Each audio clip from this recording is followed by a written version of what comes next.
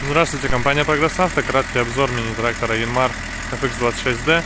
Конечно, не совсем уже трактор мини, но тем не менее. Трактор с куном у нас. Такая вот установочка грузоподъемностью полтонны. Все по гидроцилиндрам, по соединениям сука, по шинам.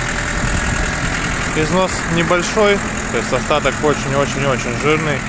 Есть небольшие, прям минимальные следы растрескиваний. Я думаю, заметно, но абсолютно не критичные.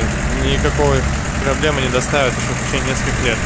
Трехточка у нас здесь такая совсем не маленькая, основательная, с дополнительными гидрорегулировками по наклону. И фаркоп уже есть, вместе с трактором приехал. Шины по левой стороне также целые. Левая передняя также в отличном состоянии. По левой стороне трактор также с козыречком, у нас все цел, комплектен, никаких проблем. Здесь все также чисто, сука. То же самое по остальным соединениям, по всем. Нигде никаких проблем и нареканий нет. По работе трактора, я думаю, отлично слышно. Сейчас холостой уберем. Собственно, наработка у него 620 моточасов. По отбору мощности, раздатка, ручник, отключаемый полный привод, рычаг. Вот здесь у нас блокировка моста и коробка переключения передач. Именно FX модели, они вот с этой коробочкой идут. По регулировкам навесного оборудования здесь у нас пульт.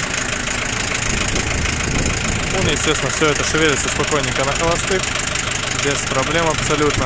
Причем на низких холостых, то есть около 500 оборотов, наверное, сейчас.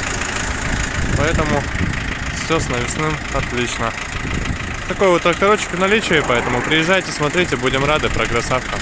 Всего доброго. Забыл сказать, колея у трактора 116 сантиметров по центрам колес. Естественно, ее можно чуть-чуть подрегулировать переворотом и перекручиванием дисков, то есть на 140 он раздвинется легко.